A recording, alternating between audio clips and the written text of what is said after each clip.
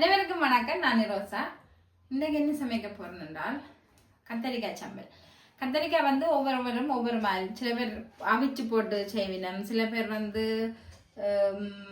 பொரிச்சு செய்கிறது இருக்குது. இப்போ நான் வந்து பொரிச்சு போட்டு தான் செய்ய போகிறேன். ஆனால் வந்து இது வந்து இந்த கொண்டாட்ட வீடுகளுக்கு பிரியாணியோட வச்சு சாப்பிடலாம், மற்றது சோறெல்லாம் மரக்கறி போட்டு பிரட்டி கோழிக்கறியோட வச்சு சாப்பிடலாம்.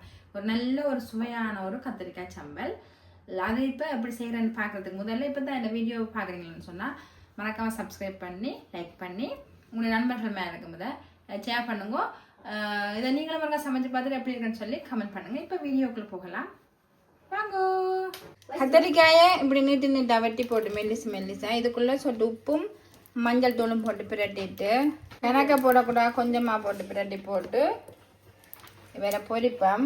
ஏன் உப்பும் மஞ்சள் தூளும் போடுறேன்னு சொன்னால் பொரிச்சு எடுக்கும் போது கொஞ்சம் சுவையாக இருக்கும் அல்லது பச்சை தண்ணியாக இருக்கும். அதுக்காகத்தான் உப்பும் மஞ்சளும் போட்டு பிரட்டி இப்போ எண்ணெய் கொதிச்சிட்டது அதுக்குள்ளே போட்டு பொரிப்போம்.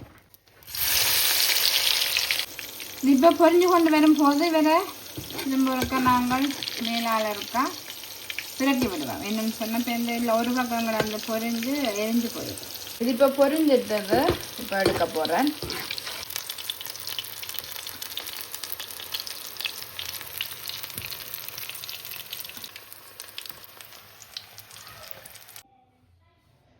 இது கத்திரிக்காய் பறிச்சா அதே எண்ணெய் இதுக்குள்ள ஊற்றி போட்டு இதில் ஒரு சின்ன சின்ன உடைச்சி வச்சிருக்கிற கருவாப்பட்டை, கடுகு, சொட்டு பெருஞ்சீரகம், அதுக்கு பிறகு வெங்காயம், கருவேப்பமிலை.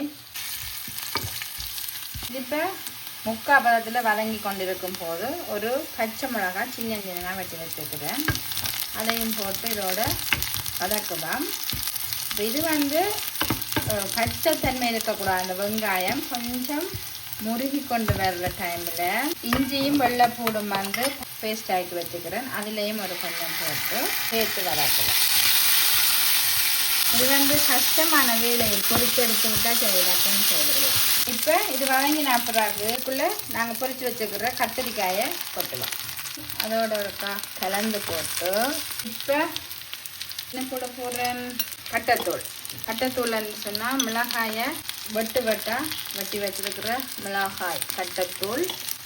இது உங்களோட உரைப்புக்கு ஏற்ற மாதிரி போடுங்க. ஆனால் அகலம் உரைப்பு போட்டாலும் டேஸ்ட் வந்து வரையாக இருக்கும். அப்போ கணக்காக போடணும். இதையும் போட்டு கலந்து போட்டு அடுப்பை குறைச்சி வச்சுருக்க வேணும். இதுக்குள்ள அடுத்தது வந்து கெச்சாப், அதையும் விடுவேன். இப்போ கெச்சாப்பை போட்டு அப்படியே கலந்து கொண்டிருக்கும் போது எங்களுக்கு தேவையான உப்பு ஏற்கனவே கத்திரிக்காய்களை போட்டு பொரிச்சதால பார்த்து கணக்காக போட வேணும். உப்பு குடிடும். இப்போ எல்லாம் வடிவாக முருகி எங்களுக்கு வடிவாக எல்லாம் வந்துட்டது. கடைசியாக என்ன போட போகிறோம், இதற்கு முக்கியமான சுவையை கொடுக்கறது வந்து கடைசியாக போட போகிற ஒரு பொருள் தான். இப்போ இதுதான் இதற்கு வந்து டேஸ்ட்டை கொடுக்குறது சுகர். இது நான் இன்றைக்கு ப்ரௌன் சுகர் போடுவேன், வெள்ளை சுகரும் போடலாம். அதோட சேர்த்து நான் ஒரு 4-5 ஏலக்காய் அடித்து வச்சிருக்கிறேன், அதையும் சேர்த்து போட்டு இப்போ சீனியை போட்டு கொஞ்ச நேரம் அந்த சீனி வந்து முருக விட வேணும் இந்த சூட்டிலேயே. அப்போ கொஞ்ச நேரம் நாங்கள் ஒரு நிமிஷம் கப்பிரட்டுவோம். வடிவாக மெல்லிய தணலில் வச்சுருக்கணும் அப்பாவும். இப்போ இதுக்கு உப்பு புளி எல்லாம் கரெக்டாக இருக்குது நாங்கள் பார்த்துட்டு நாங்கள் சாப்பிடலாம். அது இப்போ உப்பு எல்லாம் கணக்காக இருக்கான்னு பார்ப்போம். எல்லாமே நல்ல பெர்ஃபெக்டாக இருக்குது. இது வந்து வெள்ளை சோறோட கோழிக்கறியும் வச்சு சாப்பிட நல்ல டேஸ்டாக இருக்கும். இதை நீங்களும் ஒருக்கா சமைச்சு சாப்பிட்டு பாருங்க. இப்போ நான் இது சோறோட சாப்பிட்டு காட்டுறேன் எப்படி இருக்குது.